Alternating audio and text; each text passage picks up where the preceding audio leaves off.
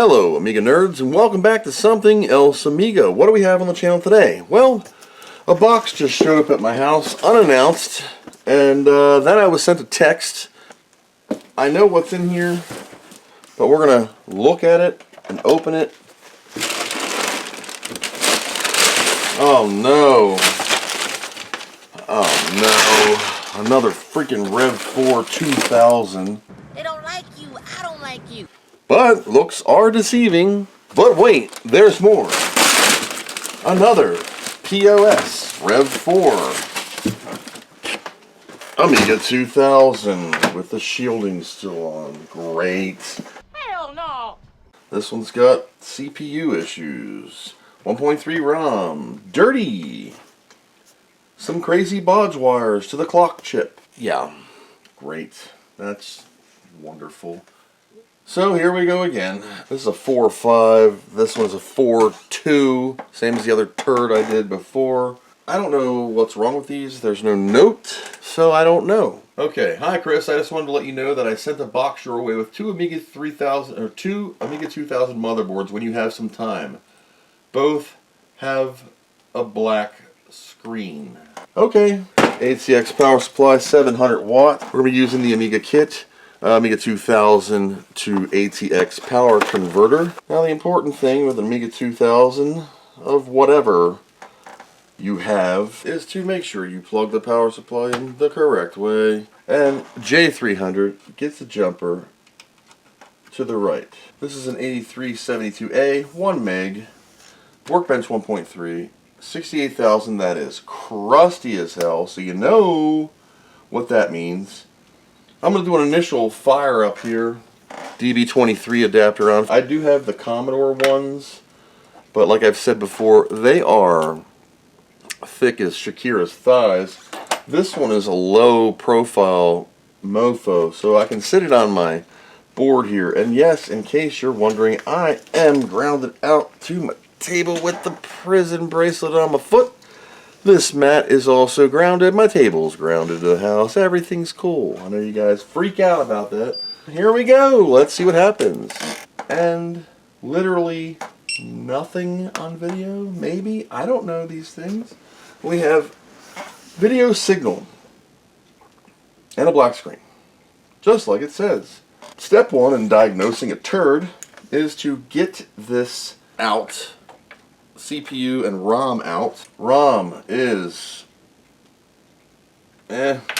crusty. Well, there's a bent pin on the CPU already, I can see. CPU 1 through 5, crusty. The rest, not too bad. Other side, retinned or just okay. Nope, retinned. And you tell me if you can decipher why this might have a black screen. Yeah. Missing outer pin, green, green, black, green, dark, dark, dark, dark, dark, dark, and it starts to get clear right about here. So, yeah, I don't know what this looks like underneath, but I look for this. I look in here to see if I see any busted lines. Where does that come from? Well, that comes from sticking a screwdriver in and lifting, like this. You would gouge this. That's why I twist. Come on, baby, let's do the twist.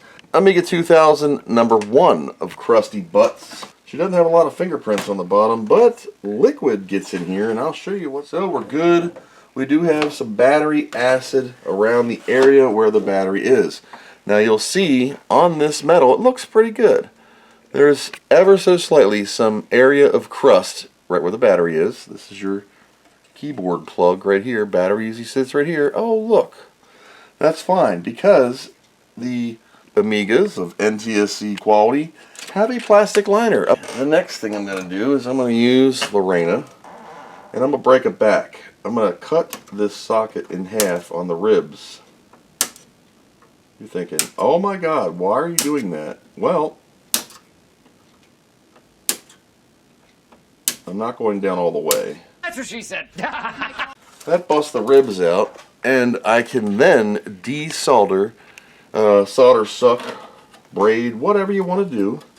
I'm going to solder suck these out. I can pop these holes free individually. And that way I do a rail at a time. I'm going to add some solder to these points. Why? Just to give this thing some girth to bite onto. Just going to fill these up some and let it bond in with the original solder. It's just going to give me something to bite on, and also chemically change the 30-year-old acid-eaten lead in here to something that could potentially be removed when it melts. Now the ground pin, holy moly, that's a nice one. I don't see any signs of separation, but what happens when you have battery damage on a 2000? Basically, mainly, a lot of times, is pins 1 through 6 here next to the resistor pack can blow their traces out. And you'll lose connectivity to certain ROM lines, which in turn prevents the CPU from accessing certain chips, ROMs, initial boot up sequence, and that can cause your black screen. Black screen usually means no CPU. Rev 4 boards are really not my favorite boards, as you could probably tell from my previous Rev 4 issue repairs. You can see I just added some to both sides, and now we're going to fire up the Heiko clone. This is the G.I. Joe or Gao Joy Chao China. So what I'm going to do is I'm going to do this side first, because this is the side with the chunkiness, and then we'll remove this side. I can hear it when it melts. Try this right-handed. I am not right-handed.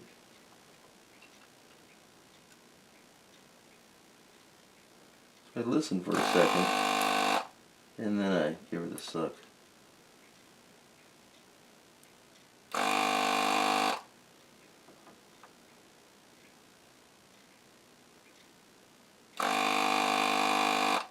Alright, so I can't do this right-handed, but I want to show you the method. So as you can see, it's, yeah, now you can get a little better view of it, because I can move it a little bit better. The bottom socket down here was just, it's not there. It's got 1/2 of a piece. This one is collapsed. This one's missing. Really green. Blah, blah, blah, blah. I have not cleaned this yet. Vias look okay. Not damaged. Nothing up here is clean. It's just crusty.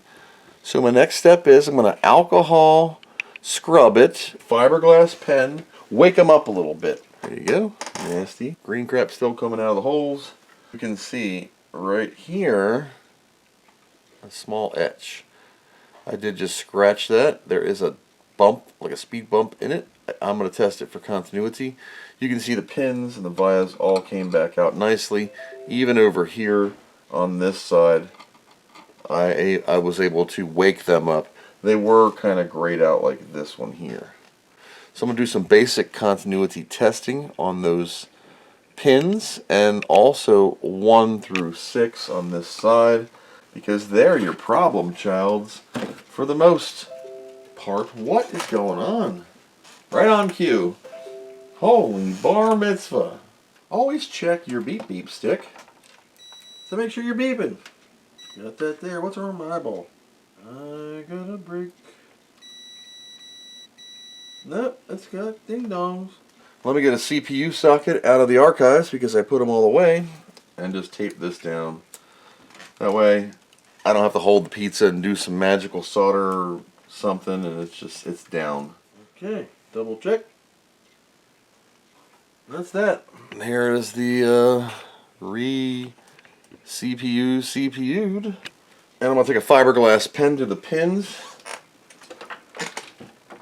that were scuffy and crusty. Oh man, you can see the dust and crap coming off of my hand. Breathe that in for, woo, God, maximum enjoyment. Less crusty. Fiberglass pen to in and out. Now we're going to go for an insertion. Ooh. These new sockets though, they're like, cool.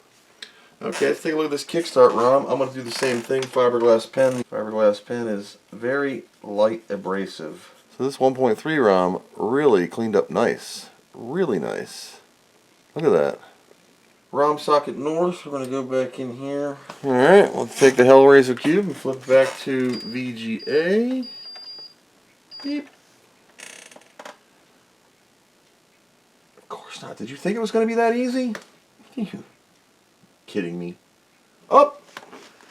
We saved it, but there we go. It's got some weird issues.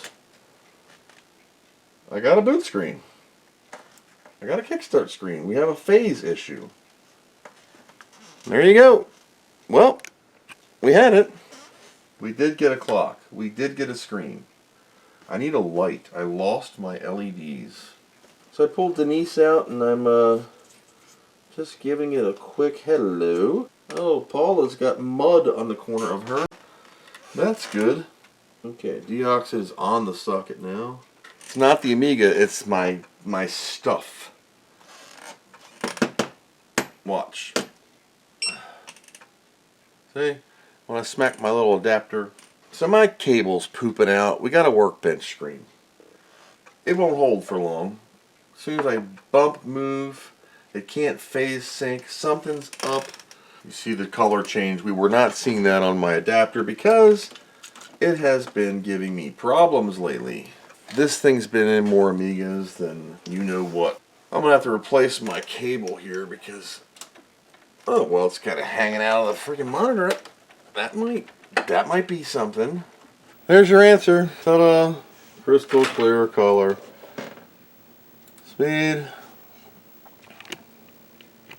My monitor's just screwing up and it's getting worse. Look. My monitor's getting worse. So I'll have to take a peek at that. I wasn't crazy.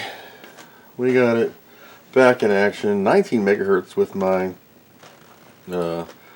audio card. The Takata's in there. Zorro is working. Sorry for the scrolling effect. Speed 107, 0.64, 614, nothing to shake a stick at. 68,000 with a Supra Turbo 28 in it. So that is Amiga 2000 #1 repaired. And I could go through it all. I'm going to turn this off. Hopefully we'll see if the composite in my monitor catches up. So low, high, you'll see the kickstart screen. But you can see my video is really bad here. So I'm going to eject and put it back in, and it's getting worse. Even if I do an auto scan, it might help it, but this is rock solid. This display is perfect. And that's what I should have been using the whole time instead of trying to VGA convert things. Yeah, it's kind of holding on. Kind of, but you can see it's shaking and I can't. I might flip-flop the two monitors because I use the crap out of this thing. I'm not 50 hertz, okay? Yeah. It's gotta be fast, okay? Really fast. But it's gonna look weird because it's not in PAL. Watch. You're not gonna see the whole thing.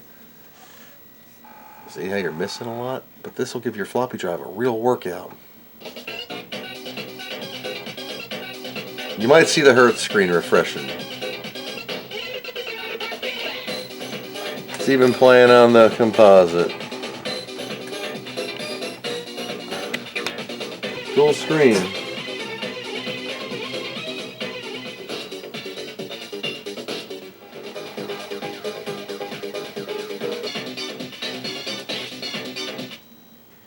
There you go. My monitor is apparently screwing up. That's why I wanted to test the 1084, because that's the real signal for the Amiga, not this converted, upscaled, this sort of kind of works and my monitor's pooing out. So as you can see, another Amiga has been saved. This is motherboard 1 of 2 from this person's, this owner, and we're going to be looking into the next one coming up in part 2. But that's it for this repair today. Another Amiga has been saved. As usual, thanks for watching, and I hope you learned something.